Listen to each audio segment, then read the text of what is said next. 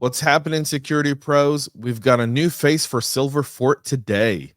So very exciting webinar for all of y'all on privileged access security and what does that mean. So, Ron, welcome to the Hacker News webinar. I think it's your first time being on. Welcome. Hey, James. Hey, everyone. Pleasure to be here. Appreciate everyone joining in to listen in, and super excited to talk. Yeah, we've got a packed webinar for all of y'all today. So I'm not going to waste any more time chit chatting. Let's go ahead and get the ball rolling. Um, because we're live, your comments and questions matter. So put those in. We want to see that. You know how much I love audience interaction. So give me as many questions. We'll try to get to as many of them as we possibly can throughout the webinar within the time frame we have set aside for today's recording. However, at the end of the webinar, if we can't get to all your questions, someone will be able to answer those through email if you used your right email to register to the webinar. So if you didn't, then you're SOL. All right. So without further ado, let me introduce all of you security pros to Ron Razin. He's the Chief Strategy Officer over at Silverfort. We're going to be talking about privileged access security. Ron, the floor is all yours. Excited to see what you've got for us today. Thanks a lot, James. So I'll start out with just saying a few words on the space we're talking about. I think to many of you pros, this will be some obvious things, so I'll be through it quickly, and then kind of try to share at least some of the thought process at so far on how to help out in privileged access security, which obviously is a high priority for all security professionals. So obviously, just to level set, privilege accounts, user accounts that have those additional rights, additional permissions that allow them to make significant impact on the systems, access sensitive data, make changes, maintenance, obviously all kinds of administrative accounts. Those are what we call a privilege accounts, just, to frame the scope. And obviously, not all, there's different types of privilege accounts, types that can, create and manage permissions and install software, upgrade things, moderate the system or configuration, network management, and obviously access to sensitive parts of the system, to sensitive files, sensitive data. Those would be what privilege accounts can do. Stating the obvious, right? They need special love and care when it comes to protection. They do need a special approach to be protected because they do have the keys to the kingdom. Now, ideally, and again, what you have here is kind of an outline of what probably looks familiar to a lot of you. The best practice and approach to privilege accounts is, each account has its own purpose, right? Each account has its designated purpose, what it's supposed to be used for. Some refer to this as the Microsoft tiering model, but regardless of the module that you use, the concept is you want each account to be used for its intended purpose. And if you look at, let's say, a domain admin account or a cloud admin account, right, they should be able to access and administer and change things on your, let's take Active Directory example, right, domain controllers. But then they should only be used for that. They shouldn't be used for other things, right? That's the concept. You have separation of duties. It's a very long-lived concept in best practice security. And then you have other admins that are in charge of administrating a server, a database, or an application. But each one of them has a certain goal and purpose, and that's what it should be used for. And obviously, you probably have administrators that are, on the IT side in the help desk that are supposed to log into endpoints and do administrative actions and help users out. But again, those should be different accounts. So each account with its own intended purpose. Now, I will say that while this is a very these are all very common practices. Everyone is handling them. What we see, there's a lot of compromise of privilege accounts. In many cases, they are the way in. They are the target of the at least of the first phase of breaches. Right. Once you have a privileged account, now you can start going after the data, trying to exfil the actual target of the attack. But this is really the first important part. Um, and what we're seeing, at least again, based on really a lot of talking to a lot of identity leaders, is what are the blind spots in privileged accounts. And first of all, it does take quite a lot of time to onboard various privilege access management tools. So they are the go-to solution to manage privilege accounts, but it's very hard to onboard them broadly. And then it's really difficult to discover all of your privilege accounts, right? Because there's the ones okay, so that, let's go back to the Active Directory example. All of the users in the domain administrator group, yeah, they are domain administrators. That's pretty straightforward. But what if they're users that can do administrative actions on your domain controllers or in your cloud environment that are not part of those groups? If they are de facto, doing administrative actions, they are de facto admins, and that's a gap, right? So we discovered the obvious, but then there's no continuous monitoring, and that is a gap, or who is actually touching my valued resources. And in some cases, what we see is, obviously in a lot of the major breaches, PAM solutions end up getting bypassed, right? Because once you check out credentials and once you have your privilege account, you could really do whatever you want. So once you copy them to your clipboard, you can go ahead and access various resources, and you don't have to go the route that at least the security architectures intended it for, always passing through a certain proxy, a certain server that passes through all the traffic. Every privilege session is recorded in that way. That gets bypassed all the time, and there's no control over that. And what we see all the time is it's really privileged accounts are abused, right? If you already have a very privileged account, let's again go to an Active Directory example. Once you have a domain admin, it can pretty much do anything.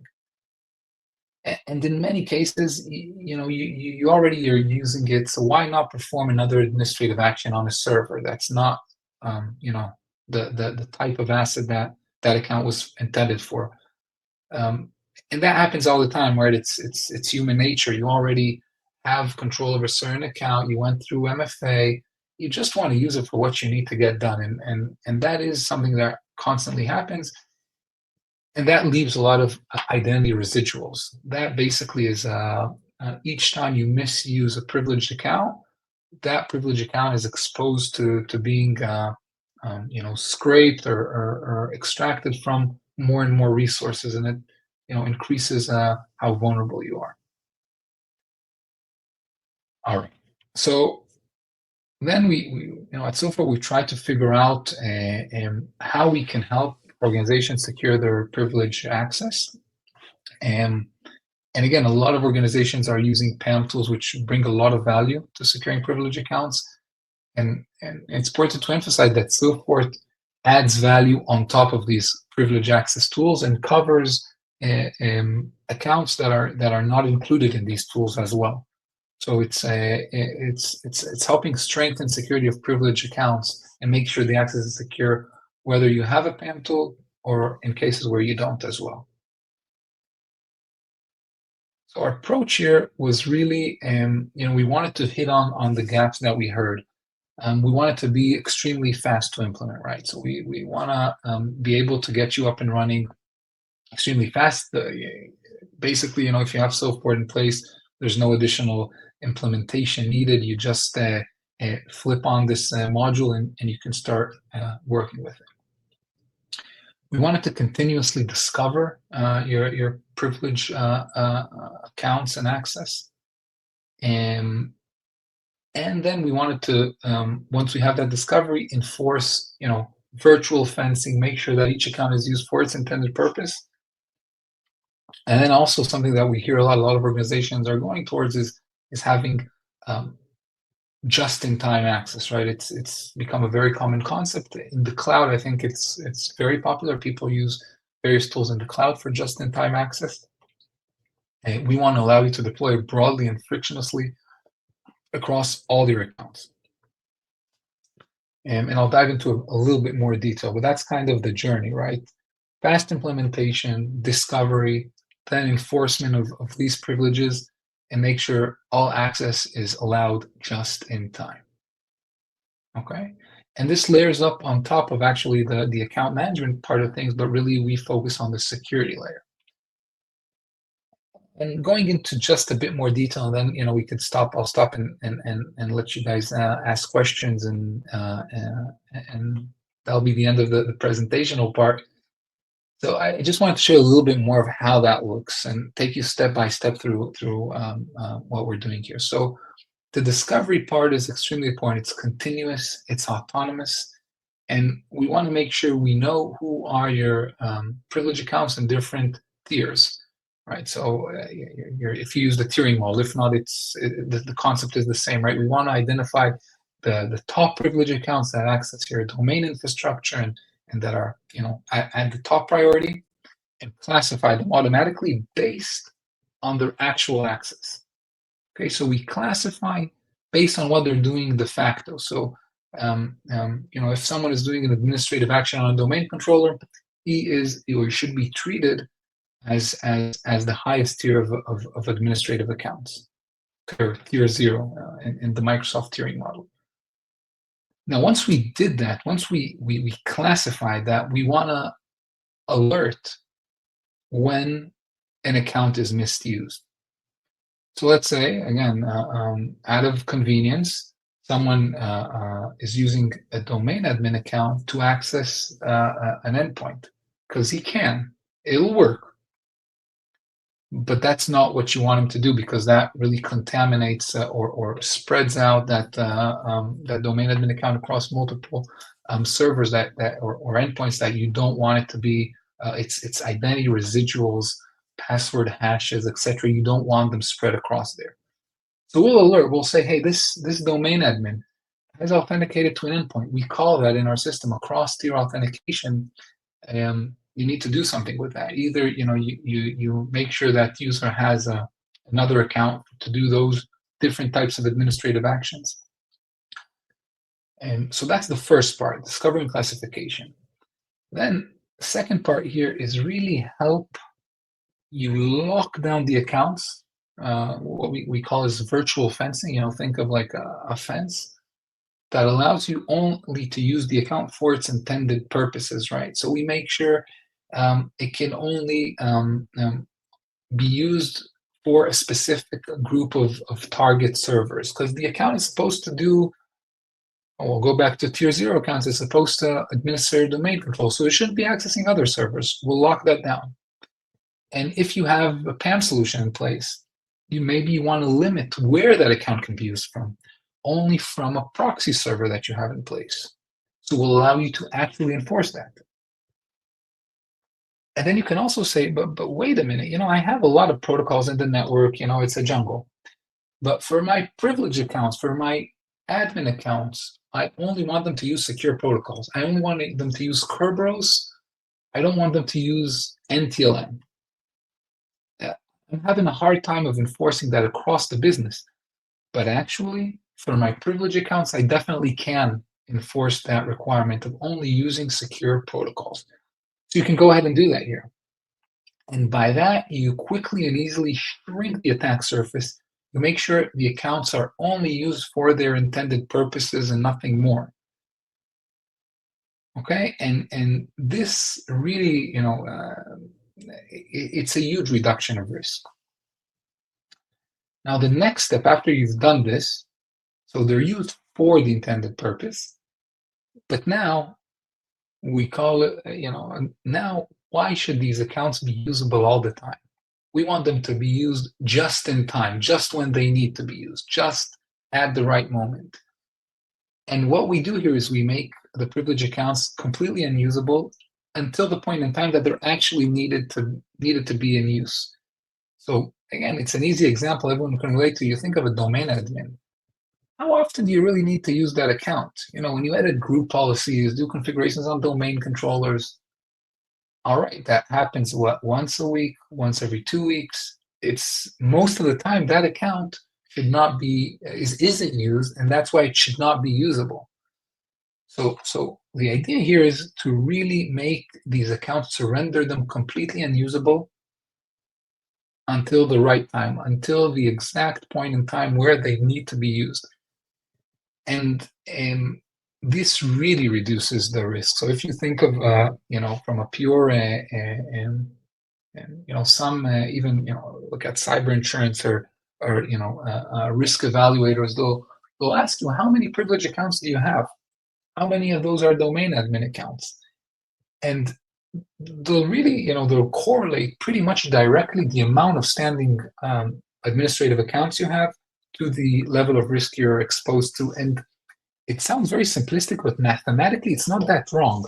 Like if you think like from let's like not think from as cyber practitioners, but as an insurance broker, it's like what's the likelihood of you having a car accident? It has a real direct correlation to the amount of mileage you drive. And if you're driving all day, all night, yeah, it's more likely. So it's not unreasonable, this assessment. And what we want to do, we want to reduce that attack surface to the very minimum by making the accounts unavailable when they're unnecessary. Now we do this in a pretty unique way, and this will be my last part. I'll show you kind of a live demo. But our approach here is pretty different. We don't want to make your users learn something new. We want to allow them to just log into the account they want to log into, or a resource, they want to log into. And as they do that, in this case, it's an RDP connection. This is John. He's doing a remote desktop connection to a certain server. He wants to authenticate as his A account, his Nash A account, his administrative account. And as he's authenticating, and we checked out his username and password, he's authenticating. Since he's not enabled, and from a just-in-time perspective, he gets stopped. And once he gets stopped, we check with him, hey, are you trying to connect as an administrative account? Once John says, yes, I am, he needs, again, this is all configurable, right? He needs to enter why is he trying to connect to this account. And, maybe in some cases he'll need a third-party approval. In some cases he'll, just, put in a reason, and that's sufficient from what we need to. And once he's done that, obviously he'll be validated with multi-factor authentication. This could be any kind of factor, if it's FIDO2 tokens in some cases, or if you want an authentication done by any kind of authenticator that you use for privileged users, and you re-authenticate, and then basically right after that, you are letting the system, you just connect with the way you would. This could be through a proxy server, it could be directly, and you're just able to connect directly to the system. So that's that's about it. And that's what I wanted to kind of share. This is a very, the idea was to keep this a very familiar experience and not retrain our users. I'm going to end with that and open it up to questions, comments, anything. Yeah. So yeah. So Ron, first of all, thank you. Looking at the comments, so we have kind of one generalized question coming from several users here that are watching, which is, what are the key differences between PAM and PAS? I think that's a very good question. So I think that PAM has a lot of capabilities that are related to managing privilege accounts. I'll give you an example: password rotation. That's a capability that is required in some cases. Session auditing and recording. A lot of things that are on the management layer, and they're critical. And at Silverfort, we really focus on identity security in the pure way. So we're adding a security layer on top of whatever management controls you have for those privileged identities. So maybe you have some processes and life cycle around your privilege accounts. That's not where Silpho comes in, but we really layer on top of that and add a very unique security layer that complements spam products. And in some places where they're absent, we can add a very good security layer on for your privilege accounts. Yeah, that makes a lot of sense. Do you see that the market actually, this is my question here more than anything else. Do you see that the market is starting to understand that difference between PAM and PAS? And do you think that's, or do you think there's still a market education aspect to that Uh, piece? I think that there is market education to be done. I think that in general, and I'm sure like maybe there's identity practitioners here that can relate. And I think there is a lot of need for dedicated identity security tools that are identity specific and security specific. And a lot of times, um, people rely on identity management tools that have some security capabilities, and sometimes they're forced to use their existing security tools that can layer on top some identity capabilities. But I think that our approach is you really need to think bottom up, rethink how you do identity security, and we believe that the right way to actually secure these privileged accounts is this approach. And again, this is an evolving product, so a lot more to come. But the idea is you do need a dedicated approach, purely thinking about identity security problems. So one thing we've always said here, and with our friends over at Silverford on the Hacker News, is identity's the new perimeter, right? And at the end of the day, the username, password, and then the way you implement and deploy MFA really do matter, right? Like there's no way around it. You're going to have to give it a lot of thought. You're going to have to strategize and design your systems to reduce the threat landscape as much as possible on the identity front. So looking at some of the comments that as you were presenting from some of our awesome viewers, and I always like to say the Hacker News has the best audience for webinars on the planet. There's no better webinar audience than the one at the Hacker News, right? You kind of look at the features that exist in a privileged kind of access type of security solution. Well, what makes that more unique maybe than a traditional PAM, or kind of, like we kind of talked about, but what makes PAS a little bit more unique for for users? Like what should an identity practitioner know? So I think there's a few pieces here that are very complementary and different. And we really focused on how we see privilege accounts being abused. And one of the things we mentioned is, first of all, the discovery side, which I think is pretty unique. Our approach to discovery isn't is like we really like to stare the reality in the eyes and say we want to see what is actually used and not only potential use.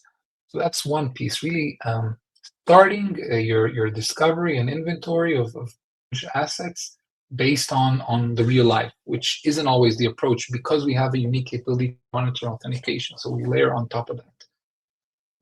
Second part that is, I think, different is we're really looking, instead of on the user management, that is a lot of focus on how you check out a user and rotate their credentials, how they are used in practice. So in other words, the abuse of privilege accounts, and again, this is something that we hear from a lot of identity practitioners, is a real concern, and there's no tool in the market that limits how they are used in Well, such it's a it's such a impossible to monitor, right? It's impossible to monitor. Let's be real. I'm a CISO, right? Monitoring PAM is impossible. You can only audit the logs, right? You can't do real time approach to PAM in most yeah. situations. Yeah, and in some cases, we hear from from IAM leaders, they have this compliance requiring them to record some of the sessions. It's not for everyone, and then they ask, they have to hire a headcount that looks at the sessions to make sure the account wasn't used not for its intended purpose. But then you're hiring people to do a job that to do it good, they'd have to have the same skill level of, let's say, a domain admin to Right. really understand what he's doing and make sure he's not hopping around. But then how do you have someone with that skill level watching recordings? You never do, right? It doesn't make sense. If someone was qualified to review these recordings, then he'd be doing another job. So you end up with a low quality of security by reviewing recordings that, who knows if they're good, bad, if someone did something that he wasn't supposed to. There's really no good way. And then eh, I guess it's just something that's left like that. And organizations are starting to worry because even if they check the box on, yeah, we have that control in place for privilege accounts, deep down we know that these administrative accounts could do whatever they want, and that's a problem. That's a real security concern. And I know this, I know the crowd here isn't about checking the box, but it is about how do we I have mean, better if security. we look at the comments, you see a lot of people say you can check the box all you want. This is a great comment, by the way. You can check the box all you want, but at the end of the day, you're still going to get fined because the regulators are going to say you did it, but you didn't do it all the way through. You knew better, right? Especially if you're a mature organization. And so that idea that you can kind of check the box and then ignore the risks that come with checking that box, I don't think they exist anymore, right? We've seen fines as recent as the last few weeks where organizations were fined because yes, they were compliant, but they were still breached and they were still fined for that breach, even though they were compliant, because just because you were compliant doesn't mean you were secure. And I think the regulators are starting to pick up on that just a little bit, right? I'm not putting fear into anyone here. And then I see your comments. Yeah, we're not trying to sow, FUD or anything like that. It's just the honest to God approach that you're seeing some savvy regulators, especially if you're in the financial industry or you're in insurance, financial services, insurance, that's a critical infrastructure. You're starting to see the regulators not no longer ignoring the box. They're saying, box or no, that's you've got to have a fully implemented solution. And if you've got risks, you've got to address them. Absolutely, absolutely. Well, Ron, anything else for our audience? I think we're doing great time, but we're almost at 30 minutes, and if we can give people time back, I'm all for it. Anything else for our audience today? And I appreciate you guys taking the time and spending it with us today. And also, I think, feel free to reach out. Our approach is all about, kind of, solving identity securities, the identity security problems in a different way and in a unique way. And reach out to us. Love to hear from you, feedback, and anything else. I know if we didn't answer some of the questions, definitely reach out. Absolutely. And folks, our friends over at Silverfort have plenty of webinars on record at thehackernews.com/webinar.